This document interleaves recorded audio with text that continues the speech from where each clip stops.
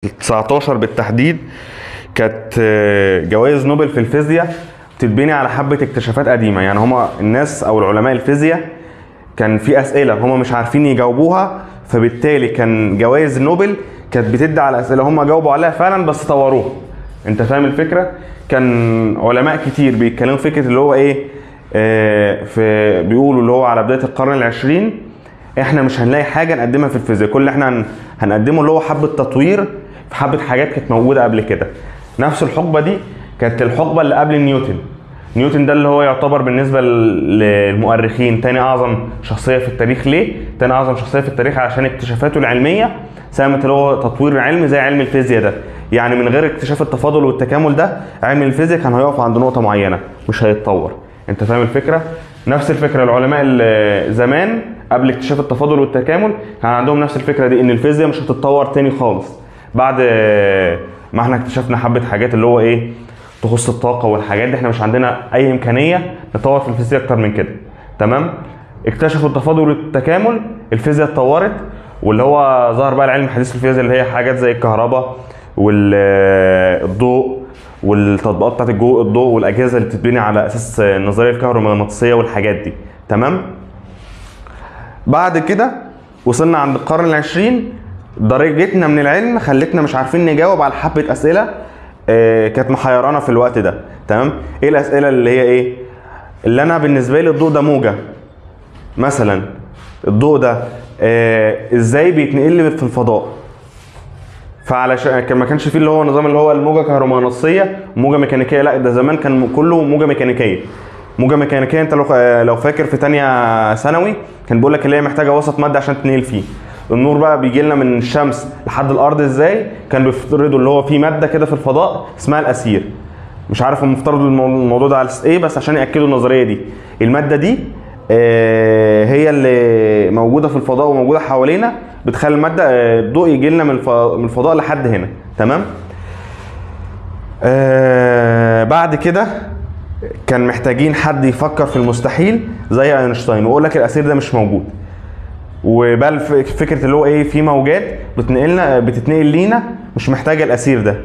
الموجات دي اللي هي الموجات الكهرومغناطيسيه زي موجات اللي هي تحت الحمراء وفوق البنفسجيه وموجات الراديو والحاجات دي موجات مش محتاجه وسط تتنقل فيه. في الوقت ده كانت الفيزياء مبنيه على الاقناع اكتر من الادله. تمام؟ يعني مثلا انا اول ما اقول لك ان الارض مسطحه وهي مركز الكون، انت هتعرف الموضوع ده ازاي؟ هتشوف اللي هو النجوم عماله بتتحرك في السماء والشمس بتتحرك، انا كده اقنعتك ان الارض مسطحه. تمام؟ طيب ايه اللي يثبت اللي هي كرويه؟ ما كانش فيه عالم عنده درجه الاقناع اللي هو يقنع الناس ان الارض كرويه في الوقت ده. كان عنده ادله بس مش عنده درجه اقناع كفايه تقول لك اللي هو الارض كرويه. تمام؟ لما اتطور العلم اكتشفوا فعلا الارض كرويه. نفس الفكره في حوار الاسير. نظريه اينشتاين اللي بيتقال عليها اللي هي التفكير في المستحيل، ان هو كان شغلته في الوقت ده اللي هو موظف في مكتب براءه الاختراع. تمام؟ ازاي موظف يدينا نظريه علماء الفيزياء ذات نفسهم مش اكتشفوها. تمام؟ دي كانت نظريتهم وكانوا رموا النظريه بتاعته دي في الضوء لحد ما الادله اثبتت ان مفيش ماده اسمها الاسير. تمام؟ وفي موجات كهرومغناطيسيه فعلا مختلفه عن الموجات الميكانيكيه. تمام؟ وبالتالي نشأ فهم للضوء ان هو الضوء ده ليه سرعه ثابته وموجات كهرومغناطيسيه مش محتاجه وسط وليه طبيعه موجيه. ده المنظور للضوء، واعتبروا ان هو مفيش اي تطوير تاني هيتم على الضوء بعد كده. تمام؟ بس الحاجه اللي بتخليك فيزياء عامه او اللي هي اللي بيميز الفيزيائيين اللي هم ناس بتسال كتير. تمام؟ يعني مثلا اللمبه اللي اخترعها اديسون دي ليه النور طلع من الفتله اللي جوه اللمبه دي ليه النور طلع منها؟ تمام؟ وليه النور طلع بالشده دي؟ وايه اللي بيتحكم لي في قوه النور ده؟ تمام؟ ودي كل الحاجات دي طلعت من لمبه بس، اختراع جديد اكتشفوه وبنوا اسئله عليه. تمام؟ القطعه دي مثلا اللي بيخليك تشوف اللون ده احمر ان مثلا نزل عليها نور ابيض من اللمبه، الجسيم ده امتص كل الاطوال الموجيه ما عدا اللون اللي هو النبيتي ده. تمام؟ هي دي الفكره بتاعت الالوان. ومن هنا بقى طلعت حاجه اللي هي اسمها اشعاع الجسم الاسود والانبعاث الحراري والكهروضوئي. تمام؟ دي النظريتين اللي احنا هنتكلم عليهم في حصه النهارده، اللي هي نظريه اشعاع الجسم الاسود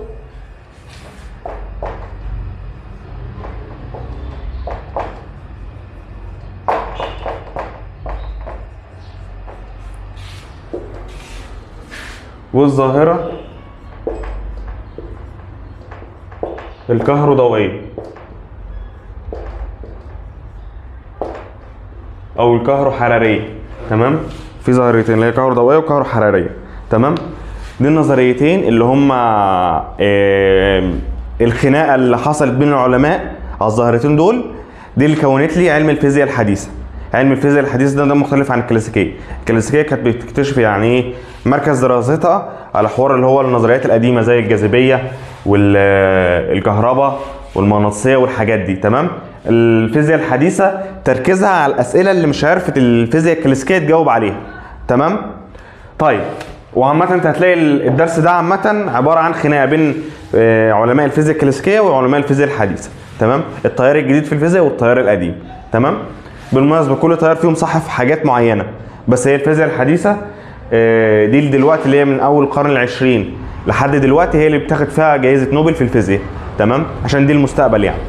طيب انا بالنسبة لي عندي ظاهرتين، ظاهرة اشعاع الجسم الاسود وظاهرة الظاهرة الكهروضوئية. تمام، بص في الفصل ده بالتحديد الخناقه هتبقى على حاجتين، الطول الموجي والتردد. تمام، ايه لازمه الطول الموجي والتردد في الحياه عامه؟ وصل لك الفكره؟ عالم مشهور اسمه ماكس بلانك عمل حاجه كده معينه، قعد يدرس في تاثير الحراره والطاقه على الضوء وتاثير وعلاقته بالطول الموجي وعلاقته بشده الاضاءه. تمام، قعد يدرس الثلاث حاجات دول، وجد اللي هو حبه ملاحظات كده ظريفه. تمام، لو قلنا مثلا ده المنحنى بتاع الطول الموجي وده المنحنى بتاع شده الاضاءه،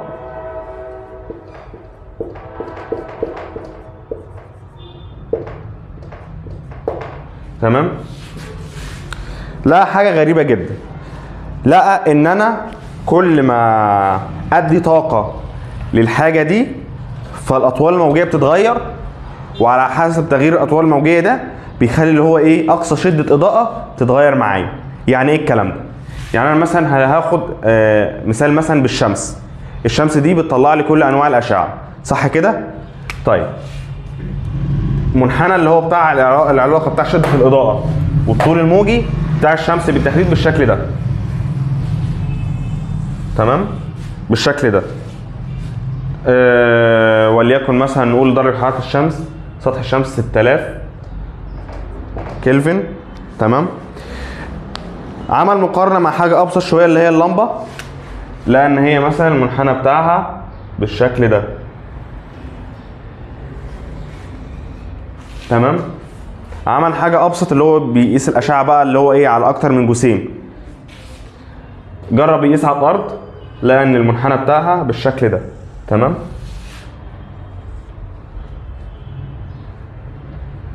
فقسم لك المجسمات اللي هو جسيم بيطلع لي ضوء وحراره وجسيم بيطلع لي حراره بس. تمام، وصل لك الفكره لحد دلوقتي؟ طيب ايه اللي هو اكتشفه من الحاجات دي؟ اكتشف ان الحراره او الطاقه، الحراره عامه عباره عن طاقه، دي اللي بتغير لي الطول الموجي وعلاقته بشده الاضاءه. يعني ايه الكلام ده؟ يعني الاطوال الموجيه في الجزء ده بالتحديد دي كانت بتعبر لي عن اللي هو ايه الاشعه اللي فوق البنفسجيه.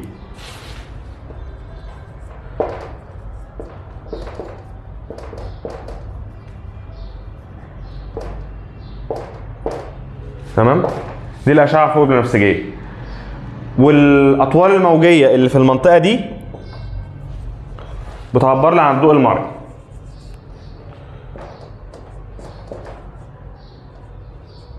وباقي المنحنى ده اللي هي الاشعه تحت الحمراء.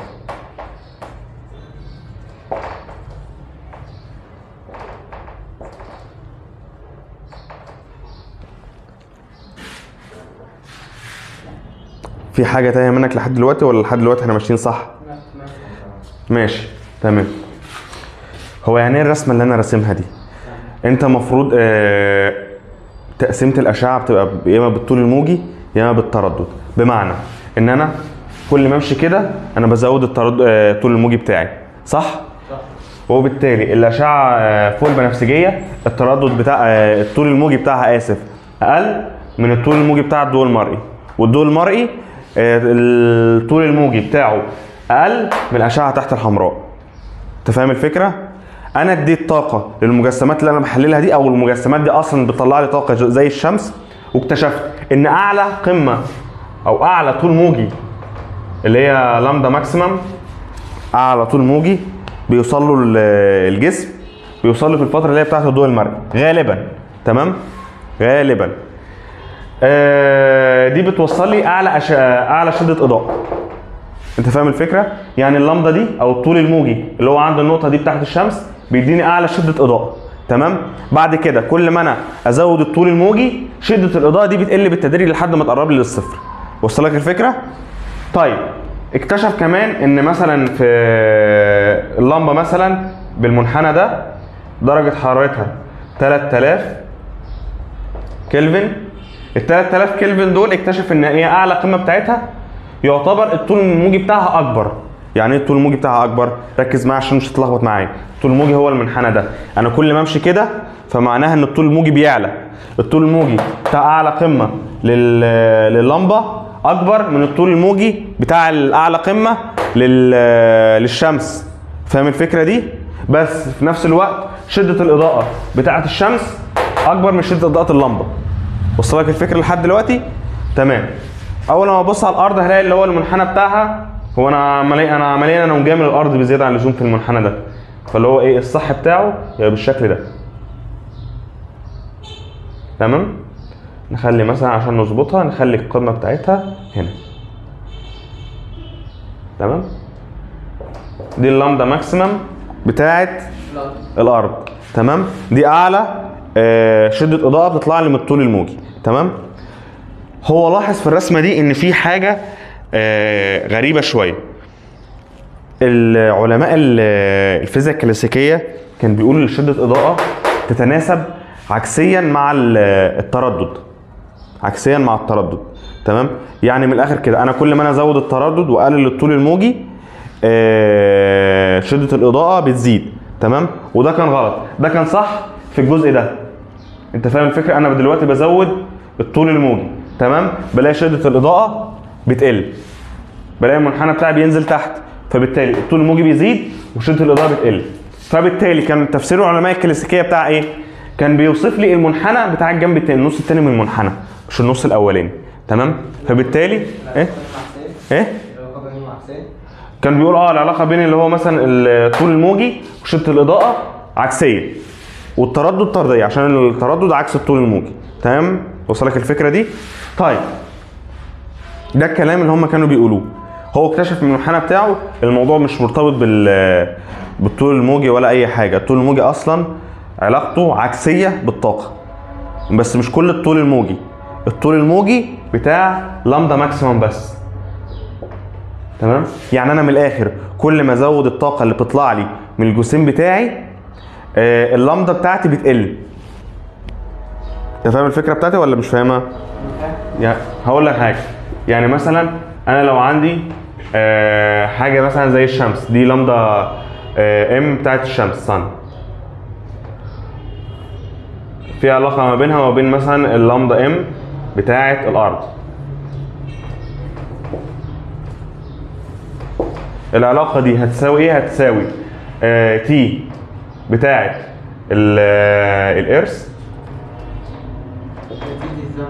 لا تي مش الزمن، تي درجه الحراره. تمام؟ تي كابيتال درجه الحراره، والتي بتاعت الصن. تمام؟ يعني من الاخر كده العلاقه ما بين الطول الموجي ودرجه الحراره او الطاقه علاقه عكسيه. علاقه ايه؟ علاقه عكسيه. تمام؟ علاقه عكسيه. والطاقه اللي بتطلع لي عامه بتطلع لي بالقانون اللي هو بتاع اللي هو اخترعه، اللي هو اي بتساوي اتش في نيو او اتش سي على لامدا. تمام؟ اتش سي على لامدا دي العلاقه اللي هي بتطلع لي اللي هي الطاقه، اللي هي ثابت بلانك، هتلاقيه رقم ثابت عندك في الكتاب، مضروب في التردد او مضروب في سرعه الضوء على الطول الموجي. تمام؟ هو اكتشف الموضوع ده. القانون اللي لسه عامله على السبوره ده اسمه قانون ايه؟ ده اسمه قانون فين. قانون فين. قانون فين بيقول لك ايه؟ ان اقصى طول موجي يديني شده اضاءه بيتناسب عكسيا مع درجه الحراره. بيتناسب عكسيا مع ايه؟ مع درجه الحراره. يعني هنا الشمس انا قلت درجه حرارتها مثلا وليكن 6000 كلفن، مدياني طول موجي ده. اللمبه اللي درجه حرارتها اقل من الشمس مدياني طول موجي اكبر من الشمس. وصل لك الفكره؟ تمام. كل ما انا بقلل الطاقه بلاقي الطول الموجي بيزيد معايا. فاهم الفكره؟ دي العلاقه اللي اخترعها فين. يعني هم اكتشفوا اللي هو ايه؟ انا ما ينفعش اوصف منحنى شده الاضاءه والطول الموجي او التردد باللي هو قانون واحد اللي هو ايه؟ شقلب واركب وامشي على طول. تمام؟ لازم اللي هو ايه؟ انا اقسم المنحنى واوصفه بطرق معينه تخليني اعرف اوصفه صح. تمام؟ دي كانت نقطه اللي هي ايه؟ اول خناقه بين بتوع الفيزياء الكلاسيكيه والفيزياء الحديثه. تمام؟ على الاساس ده، لا على فكره انا اقول لك الاكتشافات اللي هم اكتشفوها بعد الاكتشافات العظيمه دي. على الاساس ده هم بلانك عمل حبه حاجات. اول حاجه اللي هو اشعاع الجسم الاسود. هو الجسم الاسود ده عباره عن ايه؟ اللون الاسود عامه هو اللون اللي هو بيتقال عليه انعدام الالوان. انعدام الالوان يعني اللون الاسود ده بيمتص كل النور الابيض اللي نازل عليه وما بيطلعش منه اي حاجه. تمام؟ فبالتالي بلانك عمل تصور كده اللي هو فيه ممتص مثالي اللي هو الجسم الاسود ده وباعث مثالي. تمام؟ وصف اللي هو الجسم الاسود ده اللي هو عباره عن صندوق اسود. تمام؟ كبير، اي اشعه داخله فيه بتقعد تنعكس جواه وما بتطلعش، واللي بيطلع كميه قليله جدا. وصل لك الفكره؟ تمام؟ هي دي الفكره بتاعت اللي هو ايه؟ ممتص مثالي. تمام؟ بيمتص كل حاجه وبيطلع كل حاجه وباعث مثالي. تمام؟ هي دي فكره اشعاع الجسم الاسود. طيب من منحنى بلانك ده، بلانك اكتشف حبه حاجات. اول حاجه ان الضوء ده بقى اللي هو الاكتشاف الثوري بقى، ده على اساسه اتغير فهم الناس للضوء بشكل عام. تمام؟ يعني اللي انا هقوله ده اول لما نزل في المجلات العلميه وعلماء الفيزياء قروه بداوا يهاجموا بلانك بشكل كبير. تمام؟ عشان انت يعني بالظبط اللي هو ايه؟ انت بتدعو دين جديد حرفيا يعني بالنسبه للفيزيائيين. تمام؟ ايه اللي هو قاله؟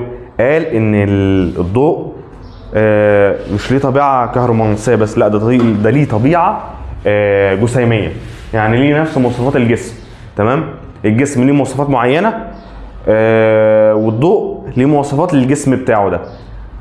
وبعد كده قال ايه؟ ان الجسيمات اللي بيتكون منها الضوء بيتقال عليها فوتونات. الفوتونات اللي هو العين تقدر تحس لو فوتون واحد نازل عليه. تمام؟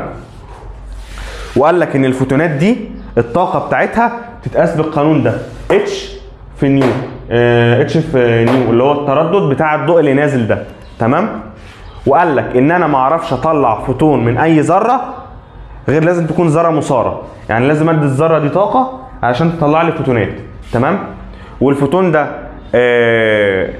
اسهل ذرات ممكن يطلع منها الذرات اللي هي ايه؟ الغير مستقره.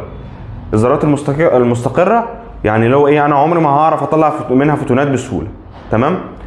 فانا لازم اسير الذره دي عشان تعرف تطلع لي فوتونات او اعرف اللي هو ايه؟ ادرس الفوتونات دي. تمام؟ طيب الكم اكتشاف او النظريه اللي اكتشفها ماكس بلانك دي غيرت فهم الفيزياء بشكل كبير. طلعت لي حبه حاجات اختراعات بتفيدني لحد دلوقتي، اللي هو اجهزه الرؤيه الليليه، التحليل الجنائي اللي هو اثر المجرمين والحاجات دي، استعمال اشعه معينه عشان اعرف اشوف المعادن اللي تحت الارض والحاجات دي. الاقمار الصناعيه دي مش بتشتغل باشعه الضوء، بتشتغل باشعه حراريه بتفهمني التضاريس، واشعه اللي هي ايه؟ فوق بنفسجيه والحاجات دي. تمام؟ واشعه راديو. فهم اصلا طبيعه الضوء بالنسبه لنا اتغير كتير من بعد اكتشاف النظريات دي. تمام؟ وعمل خناقه بالنسبه لاوساط الفيزيائيين. تمام؟ كل الوقت ده ايه؟ في اول القرن العشرين، في اول القرن اللي فات هتلاقي اللي هو عندك في كتاب تاريخ 1900. تمام؟ بدايه الفيزياء الحديثه. تمام؟ طيب ده بالنسبه لماكس بلانك والمعارضه اللي كان يعني ايه بيقابلها من علماء بتوع الفيزياء الكلاسيكيه. تمام؟ نخش على ظاهره ثانيه عملت جدل ما بين العلماء دول. تمام، احنا حتى الان احنا متفقين ان الضوء بيتكون من حاجه اسمها فوتونات. تمام. طيب بتقول ايه؟ هو الفوتونات مش في الذرات الخام.